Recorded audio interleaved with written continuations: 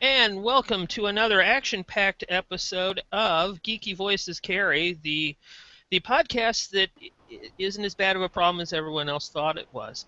With me tonight is David Rollins, Hello. Josh Thompson, Hey. and Stacy Dellorfano. Yo. And we are going to talk about scary stuff. We're going to talk about The internet. Halloween-ish. Yeah. Halloween, horror, gaming, and fun things like that. And basically, we gave Stacy a lot of sugared soft drinks, and we're going to now get her to talk about World of Darkness. Go. No. Is it even a horror game? No, it's a... Not anymore. Now Does it's it count? See, Now it's I knew Sweet I Valley had faith High. in you. Sweet Valley High? Wow. Sweet Valley High with vampires and changelings and other things. Werewolves, sifters, stuff like that. Buffy movie. Old school World of Darkness. No, that was horror. The new stuff is all getting into this touchy-feely category of yuck that I don't want to have anything to do with. There's emotions. Wasn't the original one all about trying to recover your humanity in the face of Yeah. your hard But drives? vampires Right. are all about their emotions. They're about getting in touch with their feelings and The original game, I think the difference is that the original game had a much more simpler set of mechanics, so even though it was a lot more complicated than something like D&D, it was still a lot less complicated than the new World of Darkness, which takes so many books to describe what it is that it's not even funny. Mostly because there's a whole lot of fictional fluff text put everywhere so that it, expands the number of pages in the book. Anybody listening who is making a role-playing game, please, with the fluff text. Unless it serves a real purpose, just get rid of it. Or just keep it at the front. I won't read it. I don't read fluff text. Yeah, you barely read the rules. I can't imagine. You know, right? But it makes the book so much more heavy to have all that stuff in it. If you want to write some fiction about your game, write another book that is nothing but fiction about your game. You know why I don't read gaming fiction? Because I study horrible? literature. Yeah. That's the exact reason I do read it, because I have studied literature, and literature is even more just and crappy. What? Yeah. Well, I've studied literature and I have read gaming fiction, and like any other genre, I enjoy it for what it is. Wishy-washy? Is that what you're trying to say, basically? It's me dancing on the fence. No, it's enjoyable for what it is, and yes, if you want to have fiction, you should have fiction, and release it as such. I want to open a book, and I want in the first 20 pages it to tell me how to play the game. There you go. I think you should. I think within the first 20 pages of an RPG, you should get an overview of the core mechanics of the game. That should be How to make your character, step by step. How to make your character. That's all you need. And then everything else can go in the rest of the book where you need to look it up when you need to look it up. You need pictures of topless women. Yeah, that too. That always helps. Yeah. So we've discovered that the real horror of World of Darkness is its fluff text.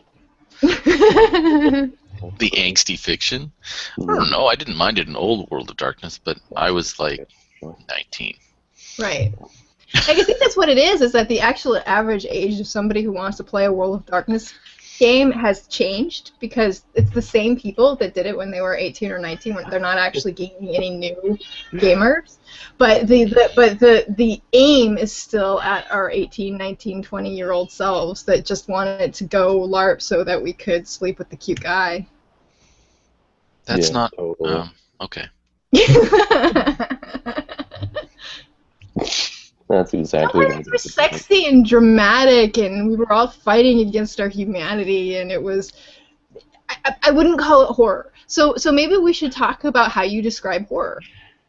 That's a good idea. To me, World of Darkness, a large part of it is that I wanted to do that, but it ended up doing a lot of... Because of the people who were playing it, it ended up being a lot more teen angst drama than actual horror. I mean, horror to me is Tension. yes. I think actually, for me, it's kind of a root thing, because part of the reason why I had a difficult time getting into World of Darkness was because I really don't like Anne Rice. And I think that she ruined vampire fiction for about 20 years. I haven't read any Anne Rice. Not all continuously. There were kind of pockets, like 3 or 4 years here and like 5 years there, and it just. I really liked what Ian Elrod did with the vampire fiction at the same time. My favorite vampire fiction of the time was Nancy Collins' Sonia Blue books. Which, think about it. Which frickin' got co-opted into the World of Darkness, which really pissed me off. I'm sorry. This is where it comes from. Although my favorite Sonia Blue novel actually is set in the World of Darkness setting, and it has her. It uses the plot from crap.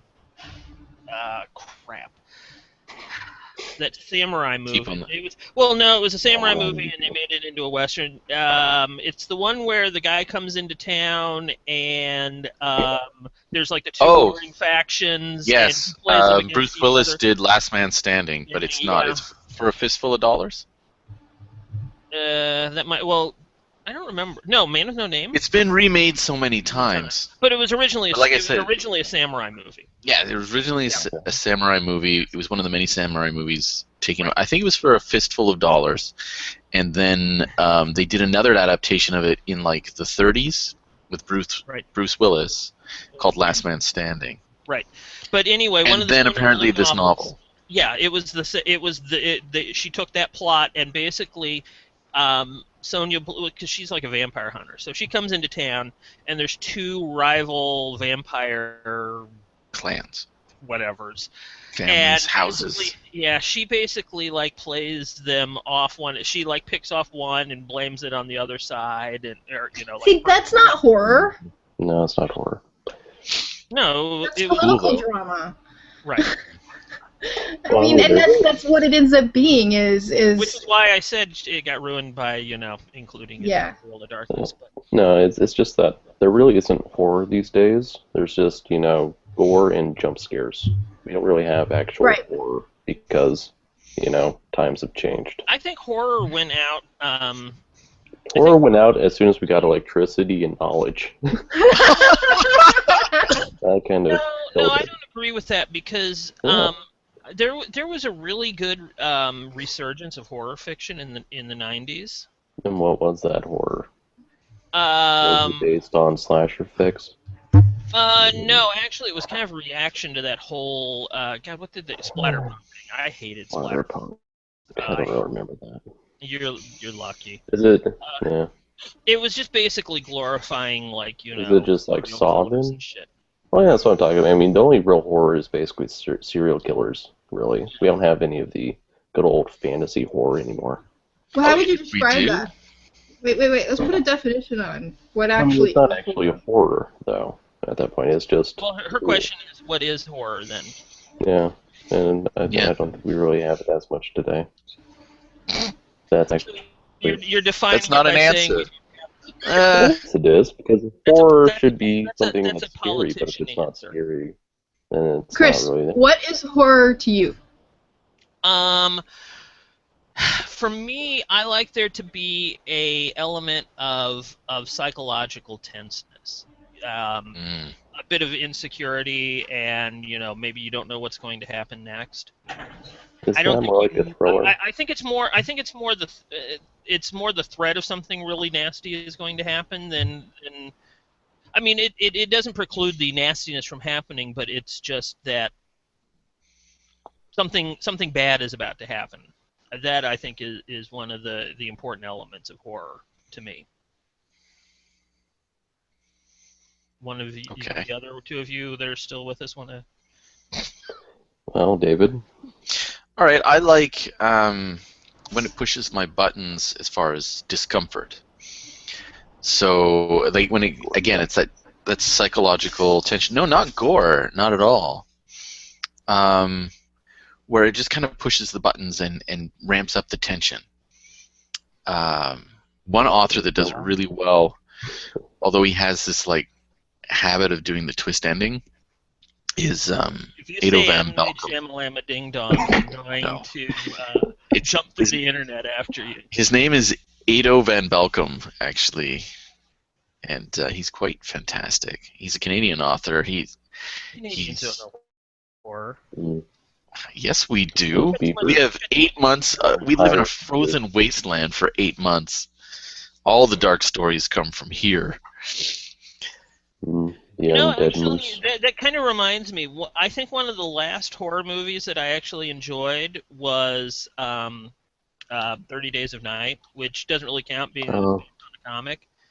Yeah. But I remember when I first saw the comic, and I thought, this is such a cool idea. Why had no one thought of this before? It made perfect sense.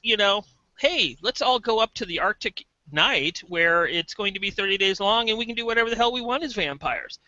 That seems like a logical plan to me. It's great until summer rolls around. Well, yeah, and then they migrate to the South Pole or something. They migrate to the South. They migrate to Seattle. Yeah, they fly in the Vegas. Well, Bram Stoker, right from the get-go, showed that vampires are migratory creatures. So. Bram Stoker was dealing with his own sexual confusion.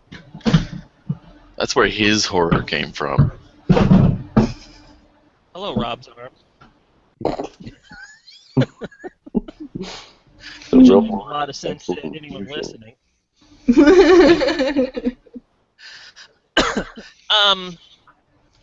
No, I honestly, I never really thought that. I'm not a big fan of the two big classics, either Dracula or Frankenstein. Good ideas to them, okay. But as works of art, I've never really. I'm not a big fan of epistolary novels, which is really going to go right over the head of probably a lot of the people that are listening to us. But they can Google. They can Google. Yeah. So, and that's really what turned me off onto both of those. I don't know what it is about that style that bugs me, but I don't like novels. Frankenstein was pretty good, though. You thought what? Frankenstein was pretty good. No. It was good science fiction. Yeah, it was really good science fiction. It's a great movie. Yeah, all of them. Which one? The original Frankenstein was a really cool movie. James Whale was a really good director. He had a really good sense of light and dark. Flash for Frankenstein, yeah, that was a good one. What I like for horror... Actually, the Warhol Frankenstein. Now, that was a Frankenstein.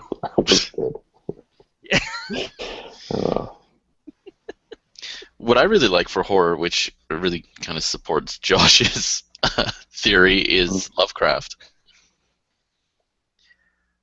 Yeah. Well, But Lovecraft why? is all about What about it is it that you love it? I like that he builds the tension. I like that he pulls you in to this world where you are overwhelmed, where there are things in the darkness that you cannot comprehend, and you still have to deal with it. To be fair, I think Lovecraft is probably one of the older horror styles, just because it actually has that element that was still kind of in the religious sect, but was actually put into other dimensions, so it could actually keep up with modern science, and I liked that. My favorite of his is The Thing on the Doorstep, which is a really small, narrow view, and the rats in the walls. What's that? The rats in the walls. Sure. No, I mean it's that same sort of thing, because it's just just the guy is trying to sleep at night and he hears this kind of scratching sound at his walls of the room he's renting, and it slowly drives him crazy. It's like the Telltale Heart. Yeah. No, he was a big fan of Poe. Mm-hmm. Yeah, Poe came first, I think, though. Well, yeah. Definitely. Oh, yeah. I like He actually... Telltale Heart actually was the first. It's a short story, really, or is it a poem? It's a short story. Short story. Was the first thing that I ever read that really actually scared the crap out of me. That's awesome. I always liked by Poe, Cask of Amontillado. That's a great one too. Yes. Well, and those two are kind of similar because they both have that like claustrophobic feel to them. Mm-hmm. It's you can relate to it. It's like you can imagine yourself in that situation and how horribly horrifying that would actually be, which is I think where we're getting at when we're trying to get at the root of what horror actually is. It's the ability to empathize. It was so successful, and I've never actually seen any of the Saws, but I think it was so successful because there was that immediate level of empathy. What would you do if you were in that situation? And you're suddenly just freaked the hell out. Seven was brilliant when it came to doing things like that too. But that's all lifted from Hitchcock, the whole idea of an ordinary person in this horrific situation. Mm-hmm. Yeah. Which ramped up the empathy. Well, he lifted it from Poe then. Or Lovecraft. Sure. Yeah, because they both. It's just it's an ongoing way that horror is actually spread out. We have like modern horror relies way too much on special effects, and modern movie making stuff. It's if you could go back, it's like what the Blair Witch Project tried to do, right? Is to be able to just make it as simple as possible and to creep you out without actually having to show any big nasty monster. The scariest monsters are the ones you don't see, the ones you only see part of them, or the shadow. Right. You see the shadow creeping up behind the shadow of the person, or just behind the person. You're like, whoa. Now, so here's another question: is now we've gotten down to the root of like psychological horror, being able to empathize, being able to be in this horrifying situation and thinking, oh my god, what would it be like if I was actually there? How do you carry that out in a role-playing game? You don't. You don't. That's why there's no good horror role-playing games, basically. Yeah, it's hard in a role-playing game because you're already disassociated from your character, right? There's distance between you and your character, and then there's distance again because you're describing the setting, you're creating these set pieces, and you're establishing tension. But because it's not real, somebody's going to crack a joke and let all that tension go. Well, or they're going to crack a joke because of the fact that, the tension is getting to be too much for them. Right. Exactly. They can release that tension, but horror works because it continues to build, and that's why unless everybody's invested in having that experience, or you get it on a roll, it's not going to happen. The only problem is you can't have a horror campaign. It doesn't work because the tension is relieved in between sessions, and in my experience at least, when you go from one session to the next, it turns into comedy. Well, that's something that you have to be able to actually close out scenes in a session. You have to. You need a certain amount of time. You need enough time to run it. Mm-hmm. Right. So like a one shot would probably be the best way. It has to be a one shot, or you can do a single horror kind of adventure in the midst of a bunch of other ones. Right. I think that can work really well.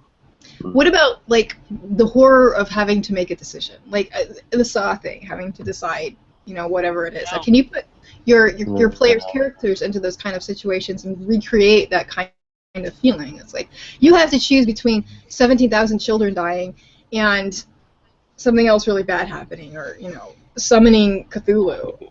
We have a billion others. We're okay. Is that really horror, or is that just drama? I think that's just drama. Yeah. So horror in gaming just doesn't work. It can work. It's just rare.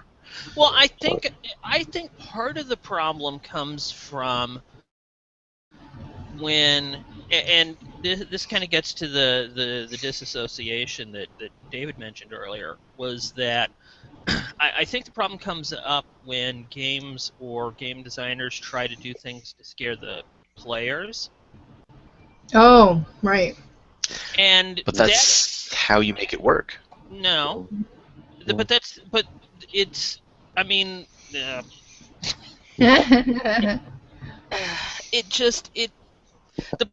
problem is that. Well, I mean, I don't know. Wonderful sentence. You can do it. Wow, that's a pretty coherent point, though. I'm just going to give it to you. You're right. You're right, Chris. I've seen it work once, and it. James Radji put out this adventure called Death, Love, Doom, and he put a call out on Google Plus for playtesters, and he said, you have to be ready for something really odd and really weird, and this is mature, and who wants to try it out? And I was like, well, what has he got this time, right? So I volunteered to be part of this playtest group, and it did freak out the players. It freaked us out to the point where we just burned the house down because it crossed that line from upsetting the PCs to upsetting the people playing. After the playtest was done, one of the guys said, "I'm going to watch Disney cartoons until my brain is washed clean." Wow. That was his comment, which I thought was just supposed to be pretty brilliant. And now I'd like to know how he accomplished that, but that would spoil it. Yeah, no, I'm not going to spoil it. But most people I've heard, I've talked to different people who've played it, and almost everybody freaks out and burns the house down. Very few people can keep their heads and just, deal with everything that's going on in that crazy haunted house. So it's rare that it works well, but it can work. It'd be interesting to know what it is about that actually made it work. If it was let's go and look at it. That empathy thing again. If you can think about how weird it would be in your personal living space if these kind of crazy things were happening, or in a place, even in any house where it's meant to be somebody's safe living. Well, and that's it. It was supposed to be an ordinary house, an ordinary family that just was like. Well, it turned out to be cannibals or something. Don't tell I'm not gonna comment. It's just supernatural force took a hand in their everyday lives and perverted something. What you want? It was a perversion, I think. It was. Anyways, if you are looking for a good horror adventure and something to shake things up, that would be the one to go with. But you really have to have an open mind. Let's pay what you want so you can get it for free. So that actually brings up an interesting topic, since something that we never ever talk about. Actually, I think we did, but is expectations at the table. I mean, when you're coming with a horror game and you're coming with something that is supposed to push all of your envelopes. It's supposed to push he warned us, and nobody was ready. Nobody was ready. How do you prepare your players for that? I mean, how do you know that somebody's not going to completely freak out and run out the door? Well, how do you prep them for that? I mean, I think that's part of the problem, is that you can't be prepped for something like that. Otherwise, it doesn't really work. It's no longer horror. As long as everybody has agreed that they're game to be freaked out, then it's okay. When you go to see a horror movie, you are saying "scare me." When you go to see, that's a little less personal than role playing, though. I don't know. Is it? Yeah. I don't know. A movie is a passive thing. You're watching a movie. You're actually interacting with the world. You're not in it. But you're interacting with the world. So your players' actions and your characters' actions have reactions, and that kind of flows back up and down the stream. Oh, absolutely. Everybody has agreed. That's the thing. Like, everybody's agreed to. Oh, it's October. We're gonna do a scary one. All right, let's do a scary one. I think there's a difference between doing a scary one because it's Halloween and doing a true horror role-playing game. This is a really short adventure. Maybe, but a lot of people who are into horror are going to be game for the experience. Yeah. Even people who aren't into horror might be willing to try the experience, and they're going in with an open mind. Like you said, you've got to know your group, but Talk to your players. Talk to your players and decide if that's what you want to do. And now, if somebody has a line, you need to know where it is. No, what kills But me is like, you can't be carrying X cards into the haunted house. best quote of the David. Well, it's true. You can't stop the bad. That's the whole point. You can't stop it. Well, that's what makes it horror. Which in a way gets at what I was. But you need to sign on for it. What I can't seem to articulate in that that you can't attack. Horror gaming isn't about trying to scare the players, because it's about. I mean, you might want to worry or make the players uncomfortable, but it's not about trying to scare the players, because the players have that whole, okay, you know what, I'm just gonna disengage at this point and play an X card, or and that is why I think trying to target the player ends up being less effective. So what do? Target the character? You always target the character. I mean, speaking as a GM, you always target the character. Yeah, what if you're playing with people who kind of suck at playing their characters and they narrate more than they play? Then it's going to suck for them when they're Play Dread. Play Dread. Play Dread. There's a mechanical tension built into Dread. Or use an escalation die as a horror mechanic. Sure. What is an escalation die exactly? It's a big fancy die that I always fuck up in trying to explain. Okay. No, David, do you know what an escalation die is? It's from 13th Age, and basically it's a 6-sided die that it's numbered with bonuses from 1 to 6, and you start it with at +1, and during combat each round you turn it. And you flip the die up 1. The die is just sort of a reminder, so everyone knows where you are. And so each cumulative round, everyone gets a bonus from the escalation die to all of their combat. Which means everyone. Getting hurt, is getting hit more often. Combat is getting more deadly the longer it lasts. So you need to resolve it and break it off quickly. That's cool. So you everybody, the monsters, everybody starts with a +1, then you have +2, then you have +3, and so on. As it escalates. And I bet people blow their special abilities almost immediately because they want to get the combat. They want to get a one shot. Yeah, they're going for the headshot right away. Dude, I dig that mechanic. That's awesome. Where are we at on horror? So we can start using it. But I mean that's I mean it's similar to what David was talking about with Dread. I mean that you can use a mechanic like that as a way. You should probably explain to everyone the mechanic in Dread. Go ahead. Jenga tower, right? You use a Jenga tower, exactly, and then each action, depending on how complicated it is a number of pulls. So if it's something simple, you do one pull. If it's something more involved, you might have to do multiple pulls. And once the tower comes down, everybody's dead. That's really cool. Yeah. So that's like creating tension through this wobbling tower. You can see, we need to do something, but we can't because holy crap, we pull one more out of there, and it's coming down. The monster's going to get us. Whatever. So we have tension based on you need to get through this round really, really quickly, otherwise really bad things are going to happen. And then we've got tension based on you need to get through this as quickly as possible with as few moves as possible, otherwise the tower's going to come falling down. Exactly. I don't think you ever win Dread. You just kind of last a little bit longer. That's true. Nobody ever wins. It's like Call of Cthulhu.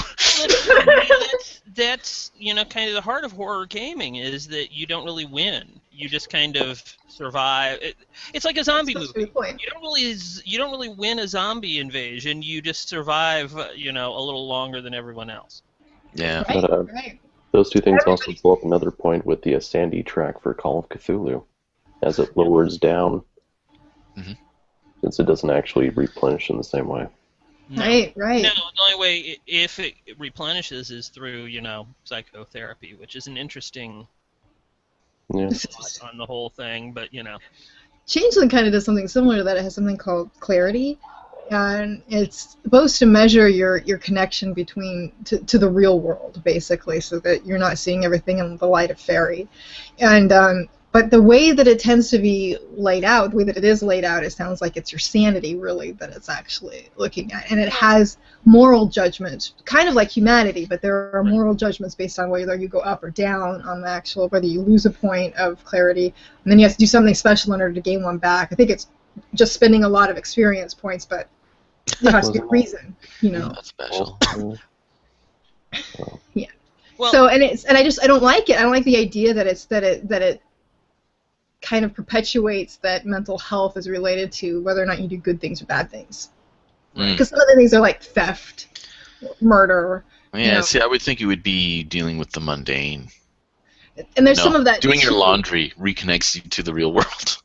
And there's some of that too, but not very much. Most of it is all bad things happening. You know? But I mean, some of it's also you need to keep a connection to fairy too, because you have two halves of you, and you need to nurture both halves. So if you're not in fairy for a long amount of time, yeah. Well, the other thing to consider is kind of like the impact that D&D has on the fantasy gaming field. By the nature of being the first horror game, Call of Cthulhu has that same impact on horror gaming, where everything is going to be a reaction to, you know, Call of Cthulhu, either a positive reaction or a negative reaction. You know, this is the kind of horror we want, or we could do this better, or not like that. Yeah. That sucked. But I mean, I think that you know, that Call of Cthulhu holds that's a rare spot in gaming, you know, because you have basically, you know, you have what, D&D for fantasy, you have Call of Cthulhu for horror, probably Champions for superheroes, where, you know, just by the nature of being the first, whether, you know, good or for better or worse, they are. I thought Phase Rip Marvel was the first. No, Champions is like a decade older than Marvel. Is it really? Yep. I played it afterwards. Yeah. No, it's older, but I mean, just because of being the first, it makes those games, whether they deserve to be or not, it puts those games in the position where they are the ones that the other games in that genre react to, even if they aren't realizing they're reacting to that game. You know? Okay. Well, I mean, I don't think necessarily all design choices are conscious ones. I think it's a matter of, you know, going, you know, kind of having a thing in the back of your head that you might not remember directly happening, but just an experience that you didn't like, and so you want to design something against that. Yeah, that makes sense. So experience you didn't like, so like the root canal. Yeah.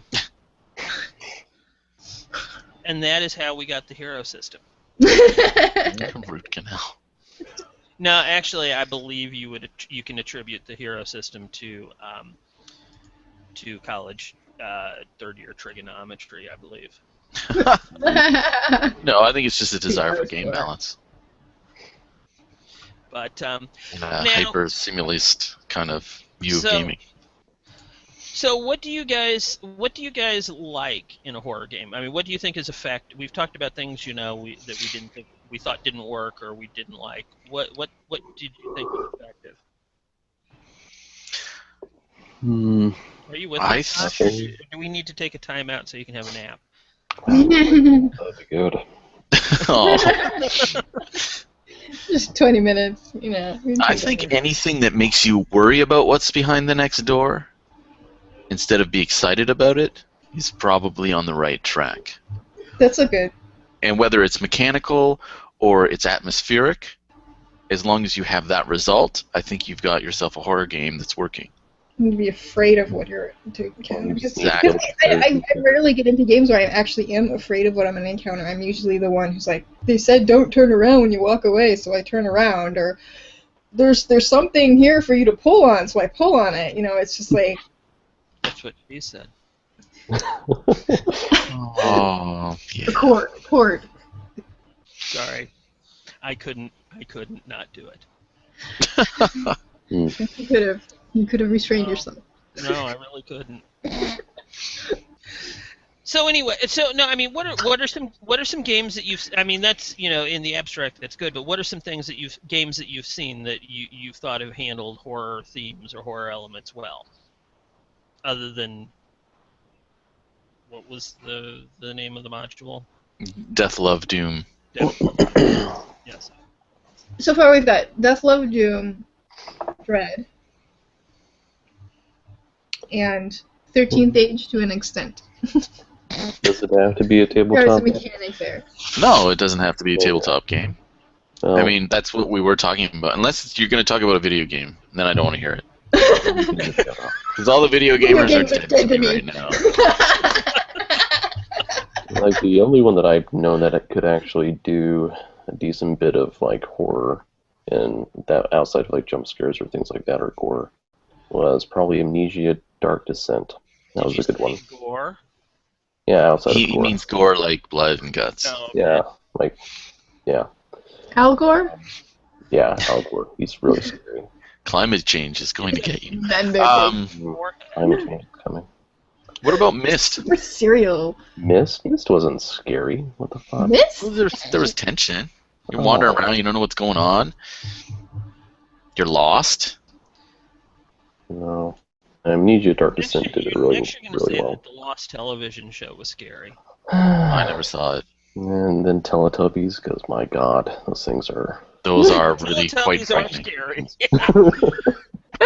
If there was a Teletubbies RPG, it would scare the crap out of me. I tried watching that once, and I don't think I got more than about 20 minutes into an episode. It was like a really bad acid trip. I mean, Wow. Yeah. Oh, that's yeah, childhood. the sun came up and started talking to people, and they're talking in these really weird sped up voices, and yeah, there was definitely some altered states going on in the script room of Teletubbies. It's like you're back in college. Jeez. Anyway. Yeah.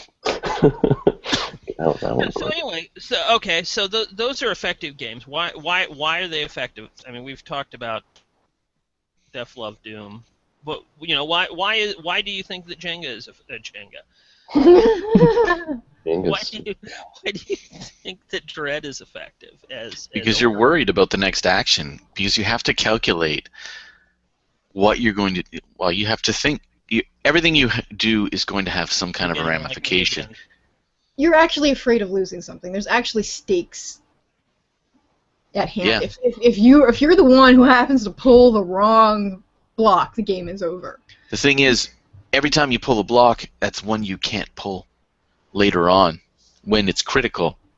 As you get, because at first, oh yeah, it's easy to pull blocks, but you got to know you're going to run out. Yeah. You know, you only have so many moves. You only have so much you can do. When every action you take uses up a critical resource, which is opening a door or looking around the corner or whatever it is that you're doing, you think twice. When you're thinking twice about every single thing you do because you're worried that it could end the game, I think that's a success. Or if you're freaked out and you just have to get out, that's pretty successful too. Is it a success if not everybody dies, or at least most everybody? Oh yeah, it could still be a success if everybody lives, if they all ran, right? Like that's. I guess. The old joke about Call of Cthulhu. It's like the only way to win is to run right away. Oh, run!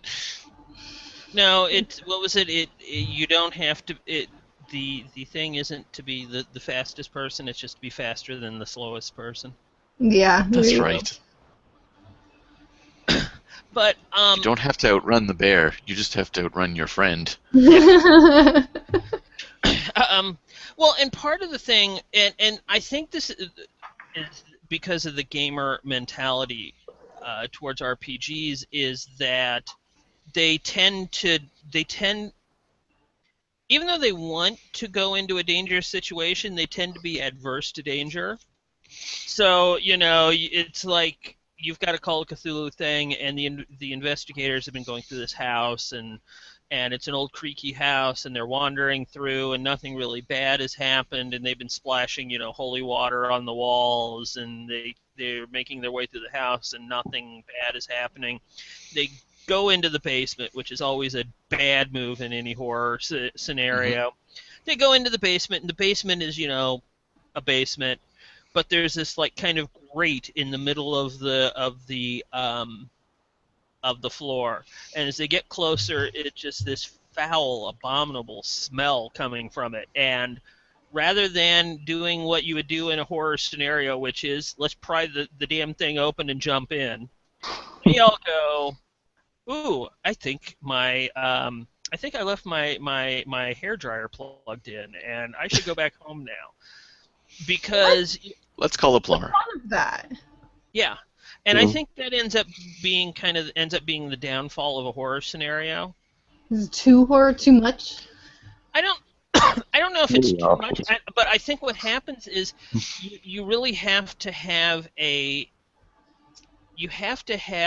different approach to your character in a horror game than you do in, like, say, D&D, where, basically, both of them can really be a fight for survival for your character, but in Call of Cthulhu, there's a much better than average chance that your character is going to lose that struggle. Yeah, but there's a different end game for those two games. In D&D, you're doing the zero to hero path, where you're starting with, a minorly competent person and becoming like really competent, possibly a lord type character with a domain of their own. And Call of Cthulhu is 0 to dead. Call of Cthulhu, it's all about the fight for survival, but you don't have to survive to win, you just have to put up a good fight. Well, it has to have been an entertaining battle. You had to have given it, gone down well. You can have an epic death, which you can still do in D&D. I've had characters have epic deaths before, and it's been really satisfying, but it's not the point. The point is to get your character farther down the line so they can tackle bigger challenges. In a horror game, the bigger challenge just means you have to be more creative in order to survive, because you don't have any more resources than you would had you not survived the last encounter. Well, I think another factor is that in Call of Cthulhu you expect your characters to die, so you don't put as much investment into them as you would a D&D character. I don't know that that's true. Yeah, I'd say it's true. I think it's true that you expect them to die. I don't know that you would be any less invested. No, I think you would be, because I think put it this way, like, if you took a D&D character that you played for 3 years solid, and then immediately threw him into a Call of Cthulhu level adventure where they absolutely were facing immediate death, would the tension be higher than having your Call of Cthulhu character that you've been playing for like a week or two? Because that's about as long as they last. Maybe. So that's one of the things. Or maybe it's more intense because you only have a short amount of time with this character. You only have so much time to flesh them out. You only have so much time to make them something. That'd be very, very personal. That wouldn't be very much of a gamer mentality, I don't think. Well, that was kind of the point that I was making. Yeah. Where the gamers are like, oh, that doesn't look good. Let's call the Ghostbusters and wait in the car with the windows rolled up and the doors locked. Or they just pour fire down it. Yeah. Yeah. Which in Call of Cthulhu really rarely helps. So. Yeah. I remember running Call of Cthulhu games when I was in college, and the players being overjoyed when they would go into like a basement or something and discover that they were only fighting a vampire. Oh, thank God! It's just a vampire. We know how to fight these guys, and we can kill them.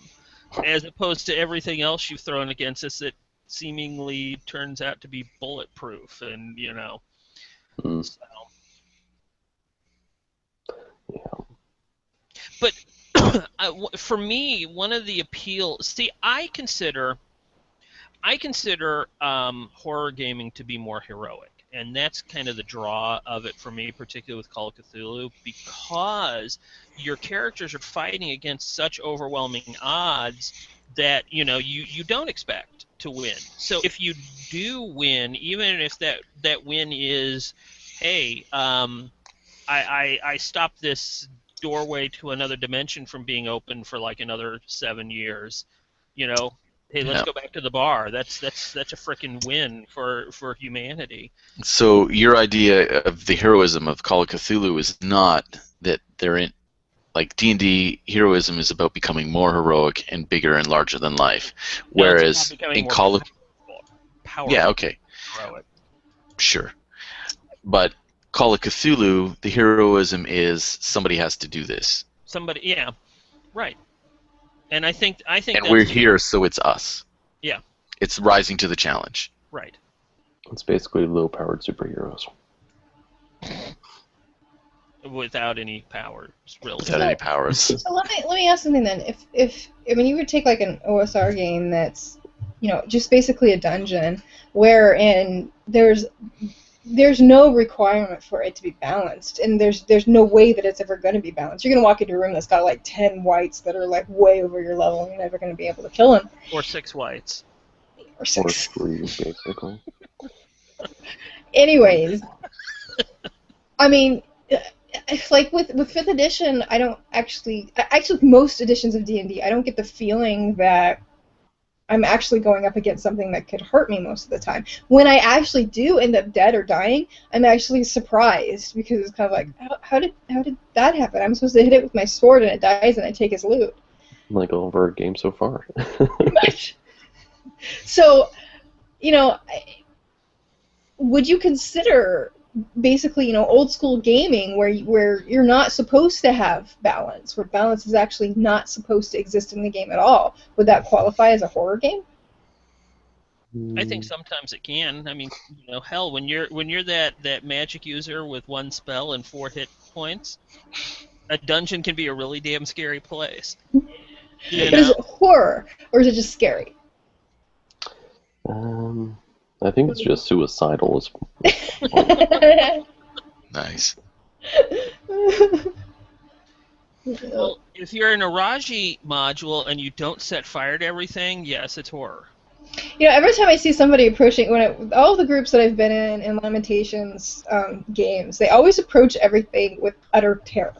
Like, everything is going to kill them. I mean, we were playtesting Zach's thing. Was it Red and Pleasant Land? Yeah. Is that what it's called? And we're terrified of opening doors. We were terrified of the kitten. We were terrified of the kitten. I was like, I'm not touching that kitten. Okay, let me tell you something. I'm gonna salute the kitten, just in case it's offended. Actually, that David's choice was a good one, because that kitten would have kicked your asses. Yeah. All of you. It would have thrashed all of you. Yeah, well, yeah, because I was really pushing for you guys to get into a fight with that kitten, and. Oh yeah, you made it like, you set it up like, yeah, just soccer kick this sucker off the wall, like he's right in prime position. Like you could have. It was like the kitten was on a football tee. That was the way you described it, almost. And it's like I was being lucid. You're Charlie Brown. Yeah, exactly. And there's no way I'm even touching this kitten. I'm gonna be nice to the kitten. I'm gonna give it a little bit of respect. I'm gonna walk past it because I am absolutely terrified of the kitten. But everything was so weird in that. Wait. That kitten was a much more powerful antagonist than. Well, of course, but what led you to be terrified of the kitten? Was it the fact that Chris described it as something completely innocuous that you could just soccer kick out of the room? Oh, I think. Or was it because Zach wrote the module? Or was it because it's a Lamentations module? Or was it because the way it was described to you? Or was it all of the above? It was all of that. I was in a situation where everything was turned on its head. Everything was up and down and wrong. And we just mowed through the guards really easily, which I didn't expect. You guys and then here's this kitten. And I'm like, oh no, this is not a kitten. This is our death in a fuzzy little package. Well, yes, but you were thinking that only because I've done things like that to you in the past. And because when you wrote it. So there's a little bit of like you can create a more successful horror gaming experience if you know the people involved. Like, you know that Chris likes to do these kind of things. So there's reason to be terrified of this innocuous little kitten. And you know that Zach likes to do these kind of things. You know that it's common in Lamentations to lose your character completely, in the game. It just happens all the time. You're just going to die. That's the end of it. I mean, so all of that kind of, it's building all of the expectations for you to come into the game and actually. But there's always a form of logic, and you can always puzzle it out. With two of the three people you just talked about, Chris doesn't have a form of logic. His logic is, I'm gonna get them. But Zach, that is not true. So then it's I'm trying to get into Zach and James. I am neutrally antagonistic towards your characters. Neutrally, so just all the time. No, I don't actively pursue antagonistic things towards your characters all the time. Unless it's a giant. So anyway, with Zach and James, you can count on a certain twisted logic, and eventually you can figure it out and keep yourself safe. But in the meantime, you have to be careful and not try and dropkick kittens off of walls, because that's probably going to get you ripped to shreds. That one was just obvious. That was just an obvious trap. That's all. Yeah, that was Chekhov's gun on the mantle, like. Except it had like dynamite wrapped around it. It would probably catch people who absolutely were newbies, but I think that's really about the only people who get caught by that. Aw, I should pet the. Yeah. Let's save the kitten. Oh, you pick up the kitten? Yeah, it bites you and starts sucking your blood. Ah, it's sucking our blood! It's the friggin' rabbit from Monty Python. What do we do? Run away! Well, and see, that's also, though, where, the GM comes in something like that, is because, it's like you said, you said there was always an underlying logic, but, to what Zach or to what James does. But if the GM goes in and twists at those things, it makes that underlying logic a little harder to grasp. Yeah. Oh, yeah. Overlying? Underlying? Underlying. I thought you said underlying. What You did say underlying. I said overlying. Oh. Chris overlies all the time. Yeah. Yeah. So, all right. I think we've talked the hell out of that, so... Did we conclude anything? I think that was one of our best podcasts yet, and we're not even done with it. Ever really conclude anything? No. No, we just run out of steam, is what happens. So you want tension, you can get it mechanically, or you can get it atmospherically. It works best if you know your players. Yep. Because you can push their buttons. I push players' buttons all the time in games.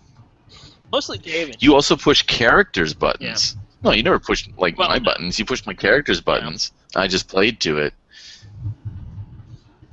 I think you're the only It worked. Well, your buttons were just to push you out of the hallway.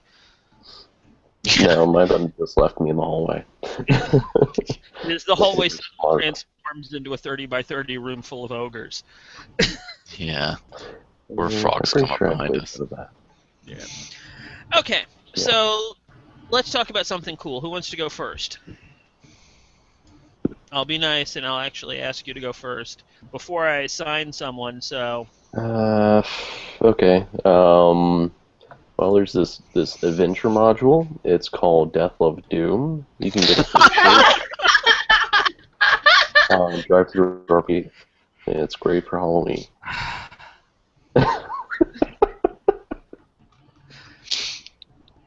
There you go. Josh spends his time during our podcast recordings surfing the web. Exactly. Of course, to be fair, that's why you have two during screens. Our games too. So. Yeah, well, that's why you have 2 or 3 screens. That's the whole point. All right, David, it's your turn. It's my turn. Okay. Well, I don't know. The coolest thing I've got going on right now, as far as gaming goes, is I started blogging about 3 weeks ago, and I'm excited about it. People are actually reading my blog, so You have a blog? fun. Yes, I have a blog. You even Yes, he writes about it all the time. You even follow him? He makes updated to say blog. Yeah, I even do posts where I let people know I'm blogging. No, I post about once a week. He's live blogging about blogging. Ooh, There you go. That's very meta.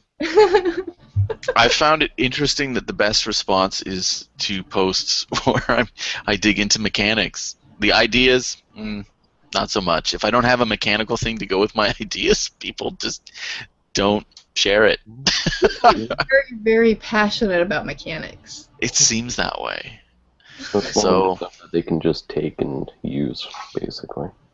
But Yeah, they you like to use talk ideas. about it forever Yeah. and use a lot of jargon. Yeah, it seems that way. And it's not like I go like heavy on mechanics. I just give, this is how I would use this and some stuff. Stacy? My cool thing is we got to record the first art of the game. Was that last week? That was last week, yes, last Thursday. And it's up now, which is cool. It's on Bleeding Cool, which makes it even more cool because it's cool right in the URL. Cool, it's bleeding. Right, yeah. Cool is there in the name. It's on the tin. It The has thing to about be cool, they doing won't put it on the side. Yeah, the thing about doing that was that it reminded me that I actually haven't GM'd a game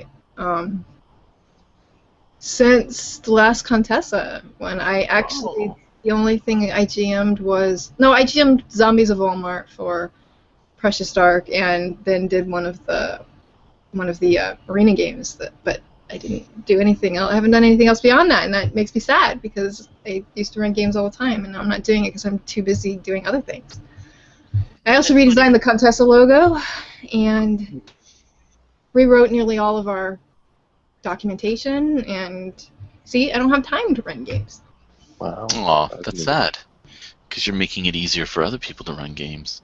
Yeah, but I need to actually, and I've been thinking about this a lot lately. I'm writing a module for Lamentations, so I'm kind of like, I really need to start doing some GMing again so that I don't get all rusty. You should. You can GM for the group. Yeah. Death Love Doom. GM it tomorrow. There I'd you have go. to read it. She doesn't do that. Pages.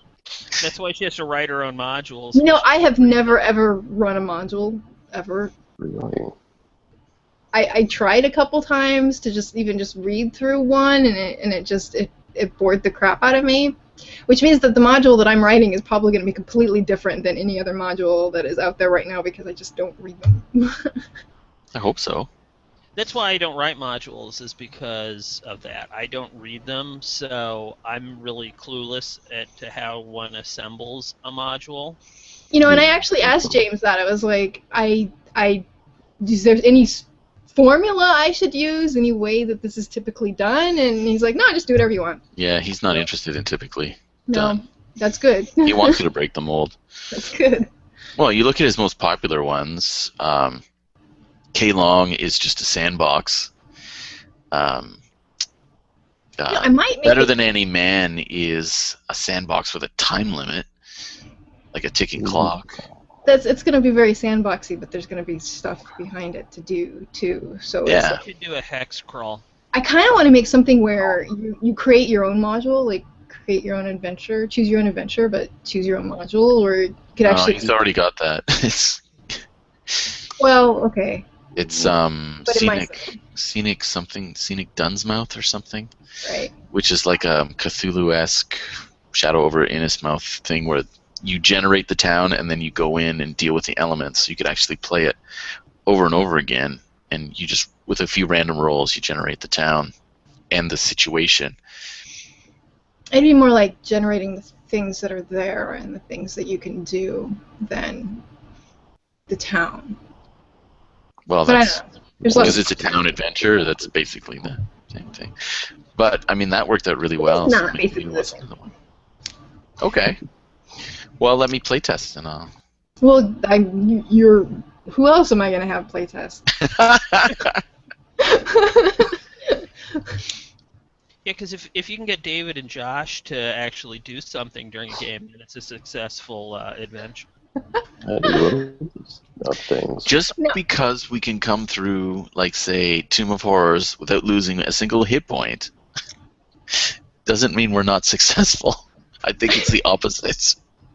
Don't make me run Tomb of Horrors for you. I have a copy. Yeah, we should do that. That'd be fun. We should play everything. Everything. Yeah. All of the things. All of the things right All now. of the things. My something cool is going to be comic related. That's okay. I went to the comic store a couple of weeks ago and picked up some new books, and actually some really good stuff. DC has launched a couple of new titles and have had some creative team shifts. So I picked up the first issue of a comic called Gotham Academy, which is set in a private. It's Harry Potter for Batman kids? No, they keep saying that, but the only real similarity is it's set in a school. I mean, it's allegedly normal kids, but it's a school set in the middle of Gotham. But it's I like it because the same reason why I like the old Gotham Central comic back in the early 2000s was it is Gotham. And we talked about this on the last podcast when I talked about the TV show Gotham. Gotham is a really shitty place to live. Mm-hmm. No sane, rational person would actually live in Gotham City. They would have frickin' moved. They would have moved to New Jersey because Jersey is better than living. Well, even Batman lives outside of Gotham. Yeah. He has to drive in every night. So, I find it interesting to see the stories of the normal people and how they kind of interact with the fact that they are in one of the most fucked up cities in comics. So, but that was pretty. That one, I got the first issue of Clarion, which is a character that was created by Jack Kirby back in the 70s. It was a secondary character in The Demon, and then it was revamped by Grant Morrison, and it's a sort of a dark and gloomy, gothy magic thing. Oh, that sounds good. It's pretty good, and the writer Ann Nessetti is somebody I've always liked because she's really good about putting a psychological element to her characters. So. Are they ever going to bring Snowflame back? Because he was cool. I didn't hear that. Snowflame. Are they ever going to bring Snowflame back? Because he was awesome. It sounds to me like you're asking me if they're going to bring Snowplane back. Snowflame. Snowflame. You don't remember Snowflame? No, I guess apparently I don't. He's the villain that was powered by cocaine. Oh. My. It was awesome. Wow. Wow. Huh. Okay. Yeah, remember that, DC? Oh. No. That was the 80s, I think. Apparently I do not. It would have to be the 80s. Yeah. Everything was powered by cocaine back then. I think on that note, we should wrap up another Geeky Voices Carry. Until another 2 weeks, we say good night on that note. Good night, everyone. Good night, everyone.